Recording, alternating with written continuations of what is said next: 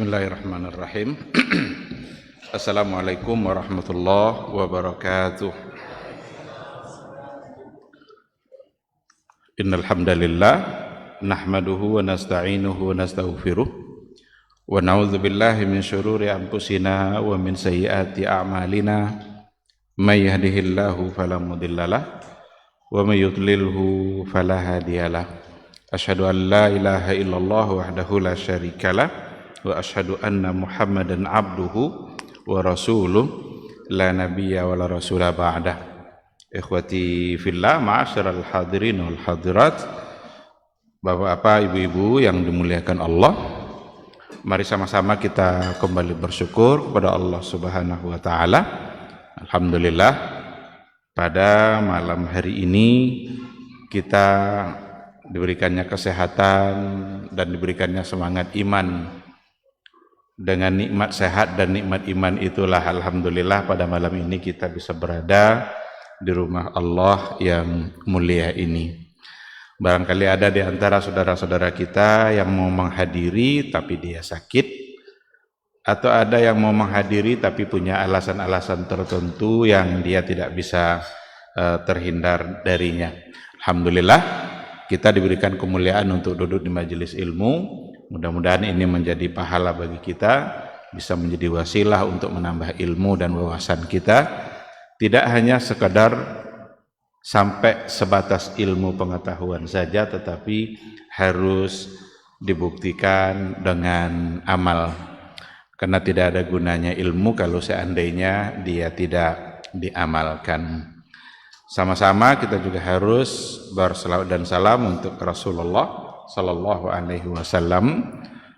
Allahumma salli ala Muhammad wa ala ali Muhammad.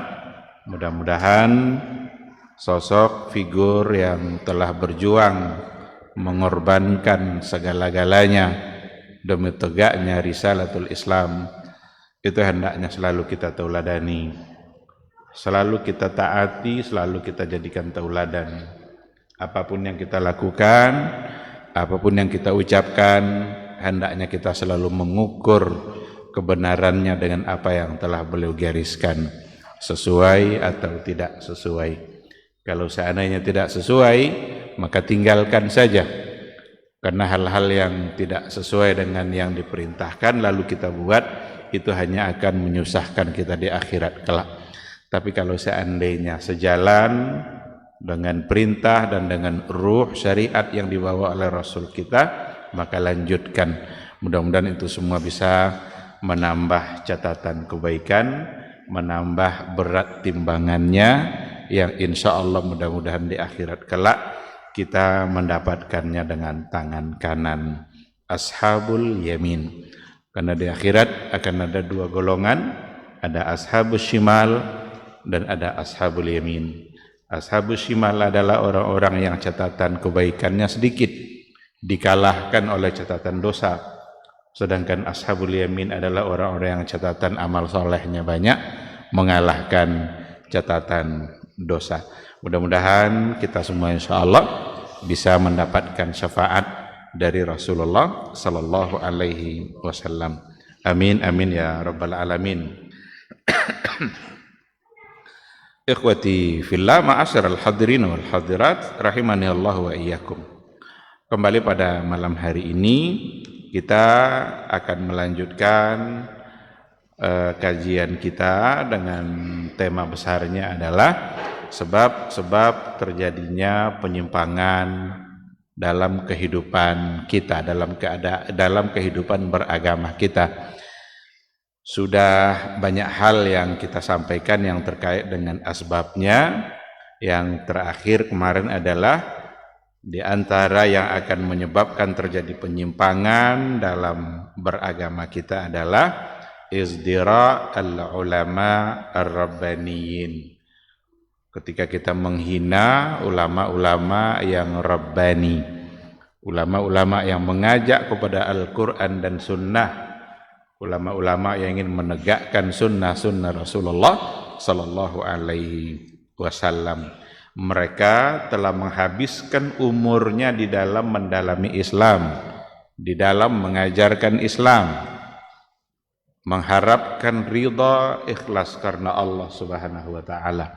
Kalau seandainya orang-orang seperti itu yang kita rendahkan, tidak kita hormati, lalu dari mana lagi kita akan mendapatkan pemahaman agama kita? Dari mana lagi kita ambil penafsiran-penafsiran ayat-ayat Al-Qur'an? Mereka menafsirkan benar-benar sesuai dengan metode yang dulu diajarkan oleh para sahabat-sahabat Rasulullah sallallahu alaihi wasallam. Sekarang kita akan masuk pada as-sababus sadis, sebab yang keenam yang akan membuat kita bisa mudah untuk menyimpang, membuat kita mudah untuk terjebak pada berbagai kesalahan, membuat kita mudah untuk terjatuh kepada hal-hal yang maksiat. As-sababus sadis, sebab yang keenamnya adalah al-faraghu wa adamul istifadati minal waqt. Al-faragh itu waktu lapang, waktu luang yang tidak kita gunakan. Wa adamul istifadati minal waqt. Tidak bisa beristifadah dengan waktu yang dia miliki. Jadi dia punya waktu luang tapi nganggur. Waktu luang yang dia punya itu dia tidak bisa beristifadah untuk menggunakan waktu itu dengan hal-hal yang baik. Adamul istifadati minal waqt. Kita ini dalam waktu-waktu yang kita jalani akan ada dua kemungkinan. Kalau seandainya waktu kita tidak kita habiskan untuk hal-hal yang bersifat baik dan bermanfaat, maka yakinlah kita akan habiskan waktu kita untuk hal-hal yang sebaliknya. Hal-hal yang ternyata itu maksiat. Hal-hal yang ternyata itu adalah sesuatu yang tidak ada faidahnya. Maka al-faragh wa adamul istifadati minal waqt itu salah satu di antara sebab, dan di sini adalah sebab yang keenam yang mudah kita terjebak kepada berbagai hal-hal yang sifatnya penyimpangan dalam beragama atau melakukan sesuatu yang ternyata jangan-jangan di situ ada dosa. Oleh karena itu Rasulullah sallallahu alaihi wasallam dalam sebuah hadis yang diriwayatkan oleh Imam Al-Bukhari rahimahullah, datang dari Ibnu Abbas. Apa kata Ibnu Abbas? Qala Rasulullah sallallahu alaihi wasallam, Rasul sallallahu alaihi wasallam berkata, ni'matani maghbunun fihima katsirum minan nas. Ada dua nikmat di mana banyak manusia yang terpedaya oleh dua nikmat itu. Banyak manusia yang tertipu oleh kedua nikmat itu. Apa dua nikmat tadi? As-sihhatu wal faragh. Sehat dan waktu lapang, waktu luang. Sehat berarti nikmat. Karena Nabi mengatakan nikmatani, berarti sehat itu adalah nikmat, dan semua kita akan meyakini bahwa itu adalah nikmat. Kalau nikmat berarti sesuatu yang kita cari-cari, sesuatu yang kita inginkan. Kalau ditanyalah kita ini pengen sakit atau tidak, barangkali semua kita akan menjawab tidak mau sakit, inginnya adalah sehat. Tapi kalau seandainya sudah diberikan pertimbangan kebaikan dengan sakit, mungkin bisa berubah pikiran kita. Contoh, kalau seandainya dengan sakit itu terhapus semua dosa kita, mau sakit apa mau sehat?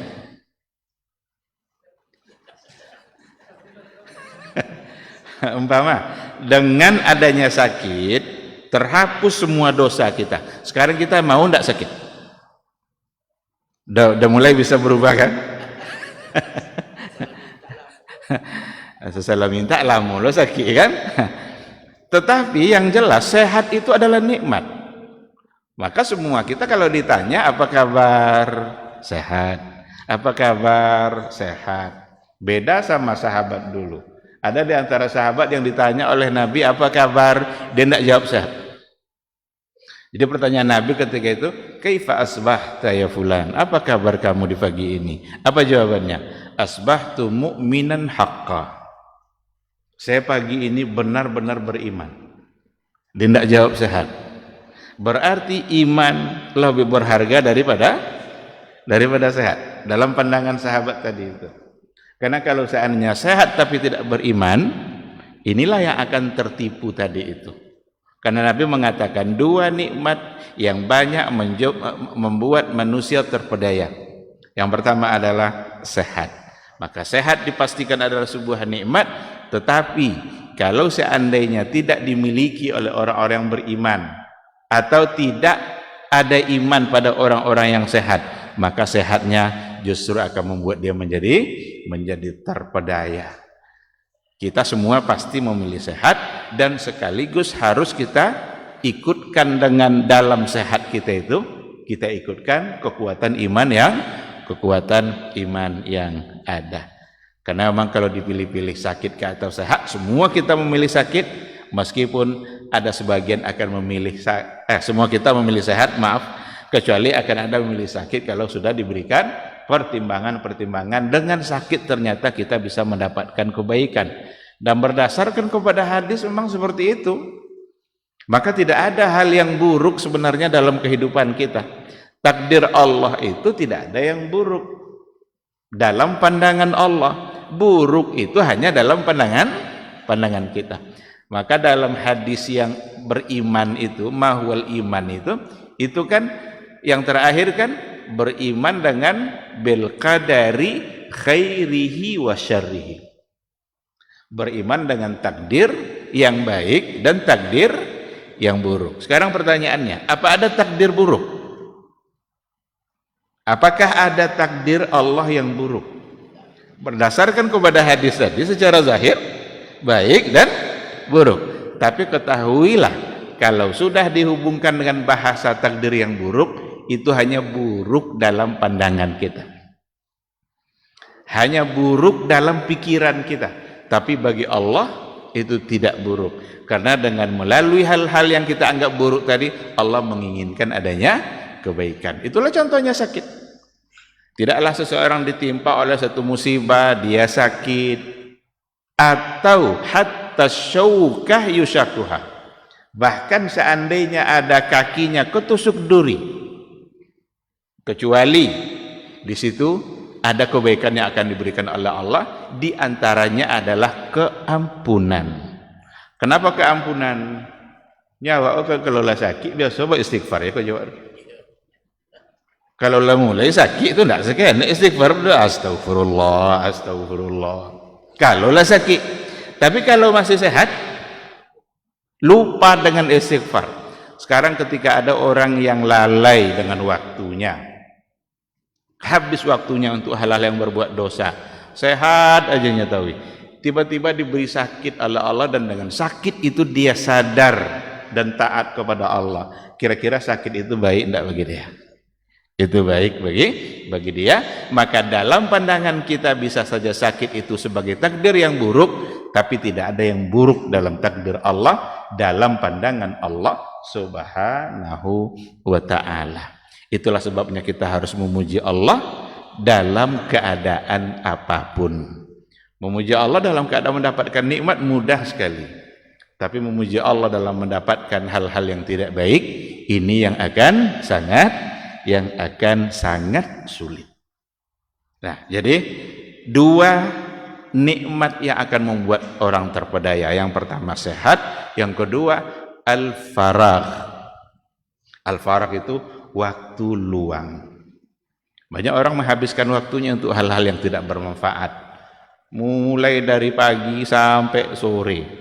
Entah apa yang dia kerjakan dan entah apa manfaat yang akan dia dapatkan dari kerjanya itu. Nah, oleh karena itu kita bisa menemukan baik itu hadis-hadis Rasulullah ataupun ungkapan-ungkapan para ulama dulu, bagaimana mereka benar-benar menghargai waktu keseharian mereka. Ada di antara ulama pada masa dulu mengatakan, satu hal yang paling saya benci adalah Satu hal yang paling saya benci adalah seseorang yang menghabiskan waktunya bukan untuk kepentingan akhiratnya dan juga bukan untuk kepentingan dunianya. Berarti kepentingan kita ada dua. Ada kepentingan akhirat, ada kepentingan dunia. Kepentingan dunia ini kalau sejalan dengan apa yang diinginkan oleh Allah, maka dia akan menjadi ibadah. Dia akan menjadi baik walaupun untuk urusan dunia kita. Maka tidak terpisah, dunia dan akhirat itu tidak boleh dipisahkan. Ad-dunya balagun ilal akhirah. Dalam Al-Quran juga kita diajak untuk meraih keduanya. Cuma porsi akhirat harus lebih. Wabtaghi fima ataqallahu daral akhirah. Kejarlah, raihlah apa yang kamu inginkan untuk akhirat kamu. Wala tansa nasibaka minad dunya, tapi jangan kalian lupa dengan bagian kamu di dunia. Berarti kita diminta untuk mengejar akhirat dan diminta untuk tetap ambil bagian dalam mengambil hal-hal yang kita perlukan pada dunia kita. Ad-dunya balagun ilal akhirah. Maka yang paling dibenci oleh ulama-ulama dahulu adalah ketika seseorang menghabiskan waktunya tidak untuk urusan akhirat dan juga tidak untuk urusan dunia. Kalau begitu untuk apa waktunya? Inilah yang terpedaya tadi itu. Barangkali contohnya nanti akan sangat banyak bagaimana menghabiskan waktu yang sama sekali bukan untuk akhirat dan juga bukan untuk dunia. Oleh karena itu, cara mengisi waktu kita ya isilah untuk kedua hal tadi. Untuk kepentingan akhirat kita itu yang paling utama dan untuk kebutuhan dunia kita. Apa saja untuk kebutuhan dunia kita? Allah dan Rasulnya membolehkan kok. Boleh ke umat Islam itu kaya? Boleh. Harus malah. Kita kalau seandainya lihat rukun Islam itu sebagian besar urusannya sama harta itu. Zakat, haji, sholat jangan kira tidak ada hubungannya dengan harta. Salah satu contoh, sholat itu pakaiannya harus bersih. Kalau mau bersih gimana caranya? Perlu sabun perlu dibeli. Kalau tidak ada piti. Nah, gimana hukum sholat kalau seandainya singletnya ada 5 hari umpamanya tidak diganti-ganti? Berarti ada hubungannya dengan harta. Itu sesuatu yang tidak terpisah.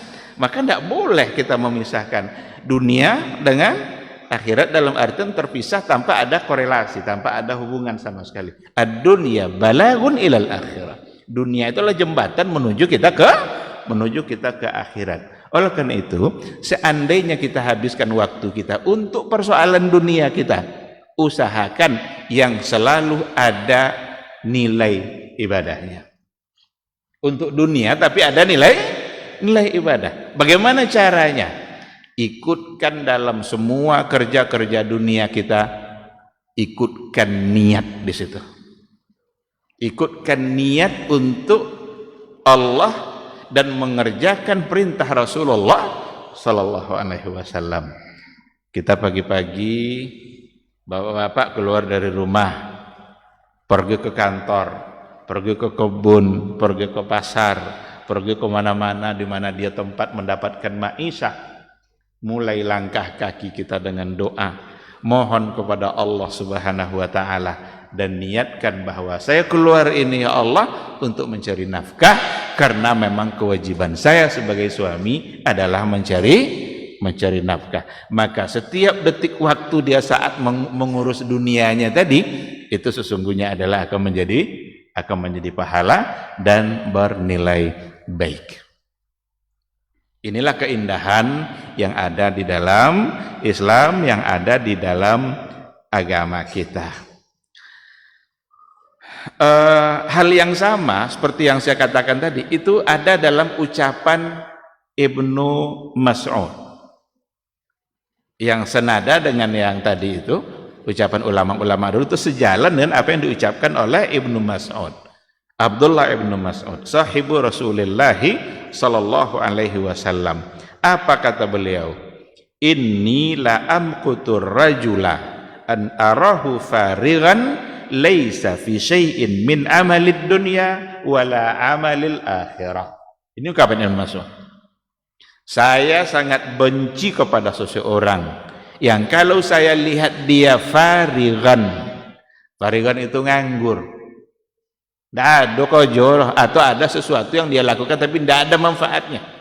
Farigan laisa fi syai'in min amalid dunya, enggak ada hubungannya dengan perbuatan, dengan urusan-urusan dunianya, wala amalil akhirah, dan juga bukan untuk amal-amal akhirat. Jadi kalau seandainya kita melakukan sesuatu enggak untuk kepentingan akhirat, enggak pula untuk kepentingan dunia, lalu apa yang mau kita hasilkan dari waktu kita itu?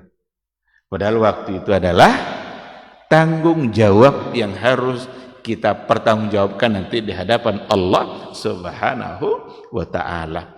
Bukankah Allah bersumpah dalam Al-Qur'annya dalam setiap penggalan waktu yang kita jalani? Mulai dari awal waktu kita. Awal waktu kita adalah fajar. Ada sumpah Allah, wal fajri, demi fajar. Nanti setelah fajar datang pula waktu duha. Allah bersumpah dengan waktu duha. Nanti di waktu siang ada lagi demi waktu siang. Nanti di malam hari demi waktu malam. Wal laili idza saja, demi waktu malam apabila sudah tenang. Berarti Allah bersumpah dengan sesuatu yang berharga. Tidak mungkin Allah bersumpah dengan sesuatu yang tidak bernilai. Maka waktu adalah paling menentukan dalam kehidupan kita. Maka jangan sampai kelalaian-kelalaian yang kita habiskan dalam waktu yang kita miliki ternyata hanya akan menghadirkan penyimpangan demi penyimpangan, kesalahan demi kesalahan, kemaksiatan demi kemaksiatan. Karena kalau waktu kita tidak gunakan untuk hal-hal yang baik, akan mudah kita terjebak untuk menghabiskan waktu kepada hal-hal yang tidak baik. Kalau kita berkaca kepada apa yang dulu dicontohkan oleh para ulama yang berkaitan dengan waktu, itu kita menemukan catatan sejarah yang luar biasa yang dicatat dengan tinta emas bagaimana mereka senantiasa memanfaatkan waktu untuk hal-hal yang bermanfaat. Kalau bukan untuk urusan dunia, maka pasti untuk urusan akhirat. Ibnul Jauzi itu salah seorang dari ulama besar yang sangat produktif. Karya-karya beliau lebih banyak dari jumlah harinya, hari umurnya. Itu kesaksian dan pernyataan para ulama. Tinta yang beliau pakai untuk menulis bukunya lebih banyak dari air yang dimandikan untuk jenazah dia. Karena ratusan mujallad karya-karya yang beliau tinggalkan, yang sekarang semuanya adalah menjadi sesuatu yang bermanfaat bagi kita. Apa salah satu dari cara beliau memanfaatkan waktu? Dan itu kesaksian dia sendiri, dia yang menyampaikan. Kalau seandainya dia lagi sendiri, otomatis nanti untuk urusan akhirat dan untuk urusan ilmu. Tapi kalau seandainya dia kedatangan tamu, dia sudah siapkan hal-hal yang akan dia lakukan. Kalau seandainya tamunya itu kok lama-lama wono di rumah, ndak yo pai-pai. Dia sudah menyiapkan hal-hal yang bisa dia kerjakan yang tidak memerlukan kekuatan hati, hanya fisik.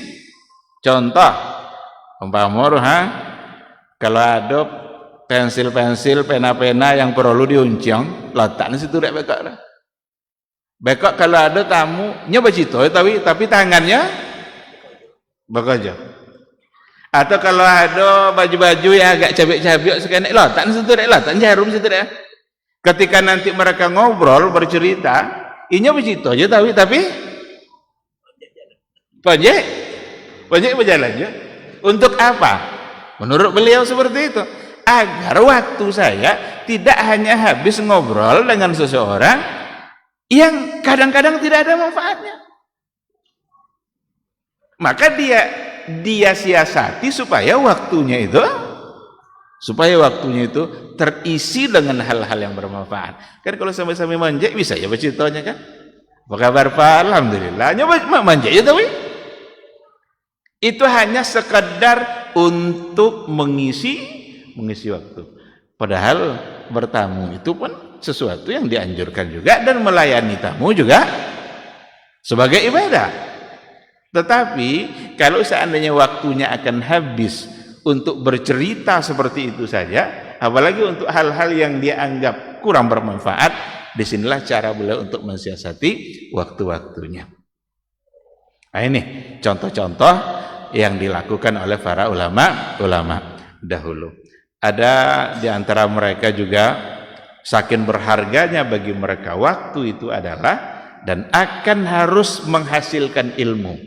Pada saat dia masuk ke kamar kecil untuk qada hajat, ada di antara mereka seperti itu. Ketika dia masuk ke kamar kecil untuk qada hajat, dia panggil anaknya, "Wahai anakku, kamu tegak dekat pintu qada hajat ini.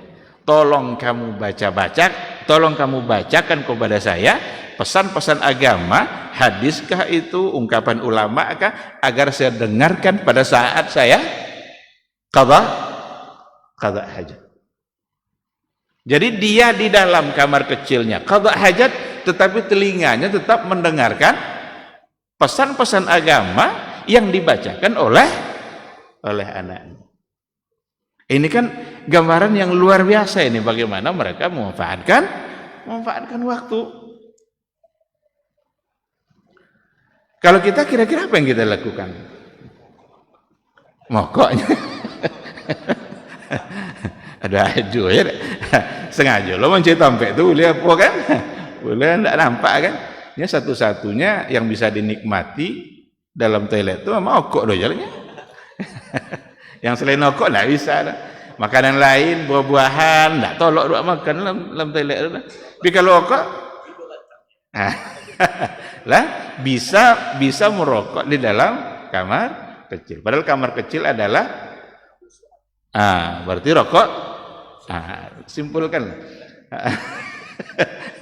Lah, ikhwati fillah, ini kisah-kisah yang luar biasa. Ini satu buku ini bicara tentang bagaimana ulama memanfaatkan waktu. Jadi judulnya Qimatuz Zaman Indal Ulama. Qimatuz Zaman Indal Ulama. Harga waktu. Bagaimana nilainya sebuah waktu dalam perspektif ulama dulu. Disebutkanlah berbagai kisah-kisah, cerita-cerita mereka-mereka yang dulu benar-benar memanfaatkan waktu, dan dengan cara itulah mereka berhasil. Jadi keberhasilan kita tergantung dengan bagaimana kita memanfaatkan waktu kita. Semakin banyak pemanfaatan waktu kita untuk hal-hal yang baik, sukses dunia akhirat. Tapi kalau semakin banyak kita habiskan waktu untuk hal-hal yang sia-sia, ini akan membuat kita menjadi tidak bermakna di sisi Allah, bahkan tidak bermakna di sisi manusia. Kalau seandainya kita habiskan waktu kita untuk hal-hal yang tidak bermanfaat. Itu yang saya sampaikan tadi adalah salah satu dari yang ada di dalam buku ini. Ada juga ungkapan dari para ulama-ulama dulu, seperti katanya, di antara orang yang paling saya benci adalah al-battalun. Battal itu yang bukan battal yang maksudnya adalah pahlawan, bukan, tapi dari kata bitala. Bitala itu artinya adalah pengangguran. Pengangguran yang mereka maksud adalah orang-orang yang memang menghabiskan waktunya untuk sesuatu yang tidak ada manfaatnya, bukan untuk urusan dunia dan juga bukan untuk urusan akhirat. Oleh karena itu, ke depan ini kita mesti isi waktu kita untuk dua hal tadi. Untuk akhirat kita, atau kalau tidak untuk dunia. Dan ketika kita mengerjakan urusan dunia kita, usahakan kerja dunia kita mengandung nilai pahala dengan cara membawa Allah dalam kerja kita. Libatkan Allah dalam setiap kerja kita. Kita kalau sudah mengerjakan tugas dunia kita dan kita yakin dan kita bawa Allah dalam kerja kita itu, sulit kita untuk menipu orang. Tapi kalau tidak kita bawa Allah, mudah kita menipu orang. Coba, sekarang kita keluar rumah untuk berdagang. Kita niatkan di awal, ya Allah, saya keluar ini adalah mencari nafkah, karena memang kewajiban saya sebagai ayah mencari nafkah. Beri saya rezeki yang halal. Itu di pasau bakal mengicau orang jaga jola. Itu kalau lecon itu awal, tak lah tu. Baiknya ke kantor ngomong. Itu doanya sebelum bangkit. Itu mengicau orang tu di kantor lalu sudah itu. Tak lah tu. Jadi kita libatkan Allah dalam setiap keadaan kita, dalam setiap kerja-kerja dunia kita, agar dunia kita selalu bernilai akhirat. Tapi kalau tidak, kalau mencari nafkah itu yang terbayang oleh kita hanya menumpuk uang, hanya mencari rezeki sebanyak-banyaknya, bukan sebagai tanggung jawab yang dalam hal ibadah, karena mencari nafkah itu ibadah. Kalau bukan seperti itu, kita kadang hilang kontrol, karena yang terpikir oleh kita adalah menumpuk, mengumpulkan sebanyak-banyaknya. Sekarang pergi dia ke kebun, sama dengan yang tadi niatnya, ya Allah, saya keluar adalah untuk mencari nafkah, saya sebagai seorang ayah, dan kerja saya adalah berkebun. Beri saya rezeki yang halal. Itu tiba di kebun mengambil tanah orang dia sudah tidak. Karena mencuri sejengkal tanah berdasarkan kepada hadis, man saraka shibran minal ardi, barang siapa yang mencuri sejengkal tanah, tawakkallahu, Allah akan kalungkan nanti di lehernya di hari kiamat, yaumal kiamat, sab'ata aradi, 7 lapis bumi. Nya sejengkalnya, ha? Dek bumi gua balapi-lapi sampai 7 sama aja langit 7 aja lapi. Yang sejengkal yang kita curi dikalungkan nanti, tetapi tidak ukuran sejengkal itu, sab'ata aradi, 7 lapis. Itu sejengkal loh. Kalau sekapling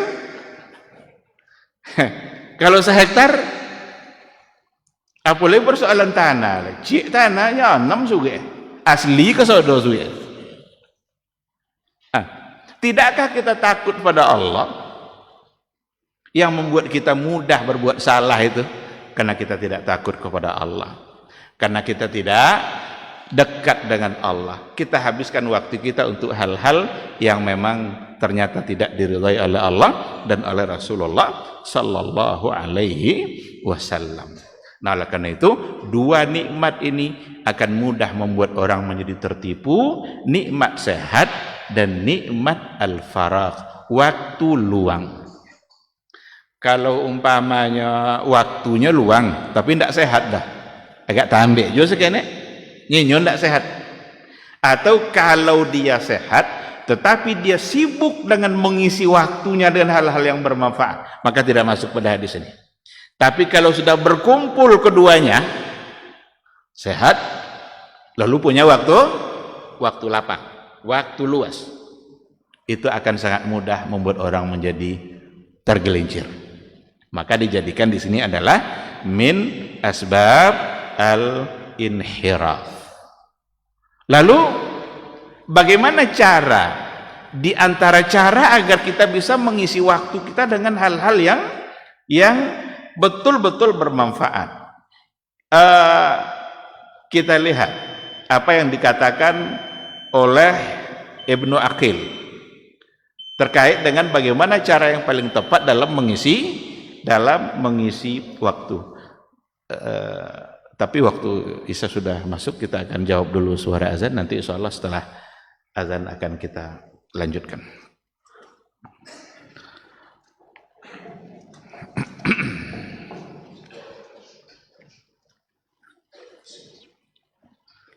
Allahu Akbar, Allahu Akbar, Allahu Akbar, Allahu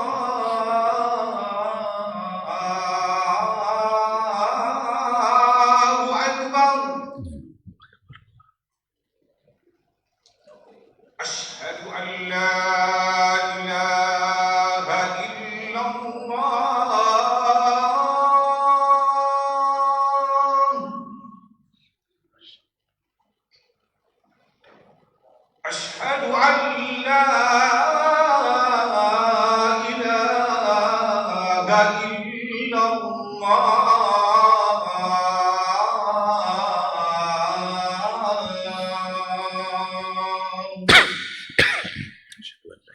illallah. Asyhadu anna Muhammadar Rasulullah.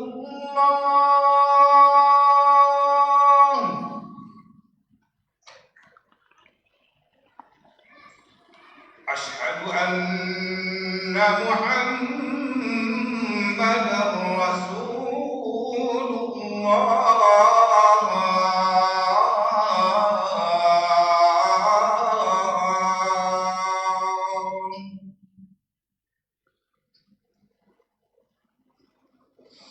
Hayya 'alas shalah.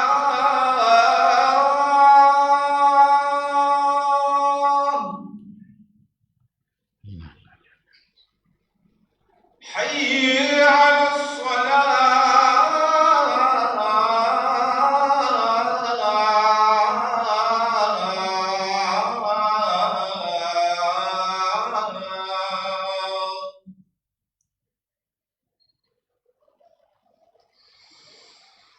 حي على الفلاح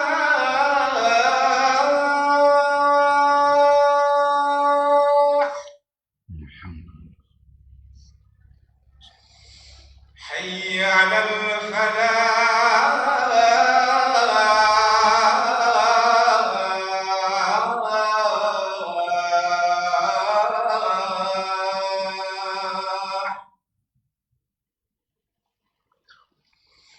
Allahu Akbar, Allahu Akbar. La ilaha illallah.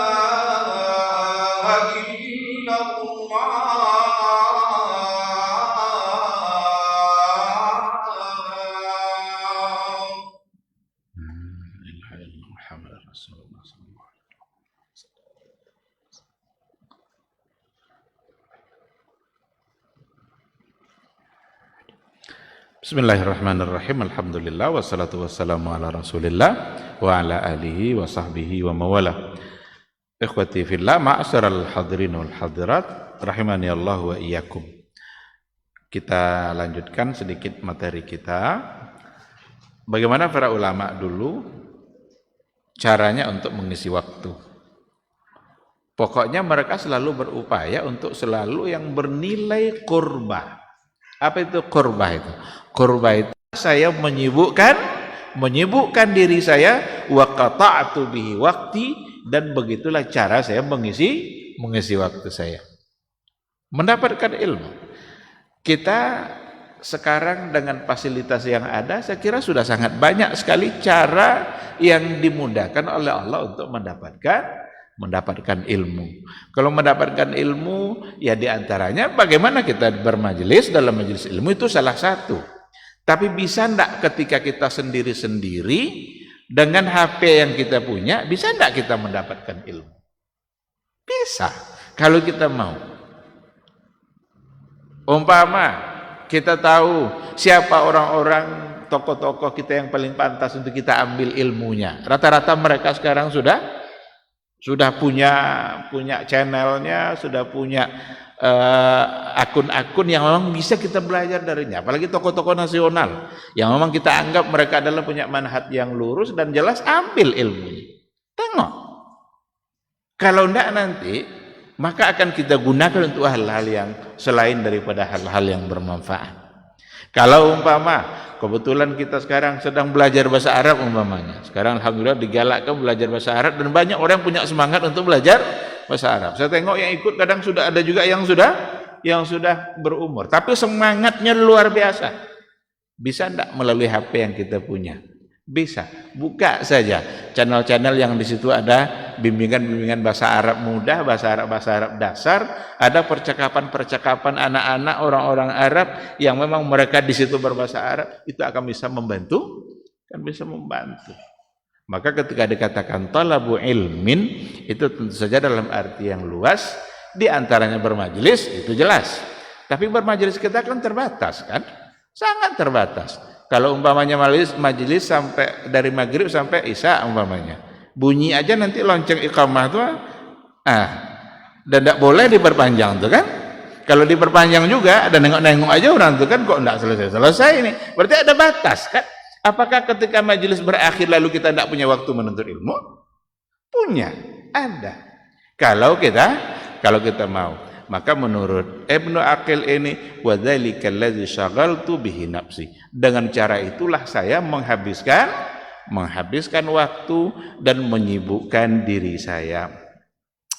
Bahkan dia mengatakan, "Lau lam yakun min faidatihi ajilan illa tanziful waqti anil istighal." Seandainya saya tidak mendapatkan sesuatu, tidak ada faedah yang segera saya dapatkan dari menuntut ilmu tadi, kecuali hanya sekedar menghabiskan waktu untuk itu. Ilmu mungkin alun dapat lah, tapi nyalah belajar, alun paham lah. Tidak ada yang dia dapatkan, tapi waktunya sudah untuk menuntut ilmu. Bagi dia, la kafa, cukup bagi saya. Wa 'alallahi qasdus sabil. Serahkan kepada Allah. Kita punya maksud yang baik, Allah yang menentukan maksud kita, dan mudah-mudahan Allah membantu kita untuk mendapatkan ilmu. Wa huwa hasbi wa ni'mal wakil. Hasbi Allah wa ni'mal wakil. Ungkapan hasbi Allah wa ni'mal wakil ini adalah zikir yang sangat bagus untuk kita ulang-ulang, karena itu adalah menunjukkan ketundukan kita kepada Allah, dan kita sedang mengakui bahwa dia adalah satu-satunya tempat kita bergantung. Kita wakilkan semuanya kepada Allah. La takilni ila nafsi tarfata ain. Ya Allah, jangan biarkan saya bersendiri tanpa kamu walaupun hanya sekejap mata. Sekedip mata pun kita tidak bisa berbuat kalau kita berlepas dari Allah Subhanahu wa ta'ala. Ada kesaksian dari Ibnul Jauzi, dia mengherankan keadaan masyarakat yang menghabiskan waktu. Apa kata Ibnul Jauzi? Wa qad ra'aitu umumal khalaiq yadfa'una az-zamana daf'an ajiba. Sungguh saya telah melihat umumal khalaiq, banyak orang, yadfa'una az-zamana daf'an ajiba. Mereka itu menghabiskan masanya secara tidak baik, itu sesuatu yang menakjubkan. Menolak kebaikan zaman itu dengan cara yang sangat menakjubkan. Dengan cara apa itu? Intalal lailu fa bihaditsin la yanfa. Kalau seandainya mereka berada di waktu malam yang panjang, malamnya habis dengan haditsin la yanfa, dengan cerita-cerita yang tidak bermanfaat. Au bi qiraati kitabin fihi ghazal wa samar. Kalaupun mereka baca buku, kadang baca buku yang sifatnya novel kah atau buku-buku komik kah, baca buku nya. Kok Ibnu Jauzi nya mencintai Ibnu Jauzi gini kan? Atau dan buku-buku walaupun buku tetapi yang seperti tadi itu, yang fihi ghazal. Ghazal itu bahasa-bahasa cinta, bahasa apa, pokoknya hubungannya dengan hal-hal yang lain seperti novel-novel dan lain sebagainya. Wa intalan nahar, tapi kalau panjang harinya, siangnya, mereka berada di waktu siang yang panjang, fabin naumi, maka dengan tidur. Habis pula waktunya untuk tidur. Malam habis dengan bercerita yang tidak bermanfaat, siang nanti dihabiskan waktunya untuk tidur. Lalu dengan apa lagi dia akan mendapatkan kebaikan dari waktunya. Nah, ini kesaksian dari Ibnul Jauzi yang menggambarkan apa yang terjadi pada orang-orang yang hidup pada masa beliau. Kalau seandainya pada masa dia saja, pada masa di mana ulama-ulama yang sangat terkenal itu muncul, apalagi pada masa sekarang begitu mudah untuk menghabiskan waktu. Wa kana jama'atu minas salaf yahfazuna al-lahazat. Ulama-ulama salaf dulu, orang-orang generasi terbaik dulu, yahfazuna al-lahazat. Semua mereka menjaga lahazat, detik-detik waktu mereka selalu mereka jaga. Wa kana Daud At-Tai, ada contohnya Daud At-Tai, ketika dia menyantap makanannya, wa aklil khubzi, sambil makan roti, apa yang dia lakukan sambil makan tadi? Qira'atu khamsina ayat, Sambil makan itu saja dia bisa mengulang-ulang 50 ayat. Membaca 50 ayat itu sambil makan loh. Apalagi kalau tidak sambil makan. Ini dilakukan oleh Daud At-Tai, menggambarkan bagaimana mereka selalu memanfaatkan waktu. Wa kana Utsman Al-Baqlawi daimaz dzikri lillah. Adalah Utsman Al-Baqlawi daimaz dzikri, selalu mendawamkan zikir, selalu berada dalam zikirnya kepada Allah apapun pekerjaan yang selalu dia lakukan. Faqala inni waktul iftar uhissu bi ruhi ka'annaka takhruj. Jadi kalau saya dalam keadaan berbuka, katanya, itu saya merasa uhissu bi ruhi ka'annaha takhruj. Saya khawatir jangan-jangan ruh saya tercabut pada saat makan tadi itu. Nah, untuk mengantisipasi itu, kalau ternyata nanti dicabut, maka dia selalu berzikir. Maka zikir itu ada yang zikir dalam artian menyebut, ada yang zikir dalam artian mengingat. Kalau menyebut payah, sambil mengunyah tentu payah menyebut kan. Tapi mengingat bisa enggak? Bisa. Dan itulah ternyata yang dilakukan oleh orang-orang terdahulu. Ikhwati fillah, tentu akan banyak sekali kita memiliki catatan-catatan sejarah yang gemilang yang dilakukan oleh para ulama-ulama terdahulu. Mereka sesungguhnya sedang mengamalkan sebuah hadis yang dikatakan oleh Rasulullah sallallahu alaihi wasallam. Apa kata Rasul? Igtanim khamsan qabla khamsin.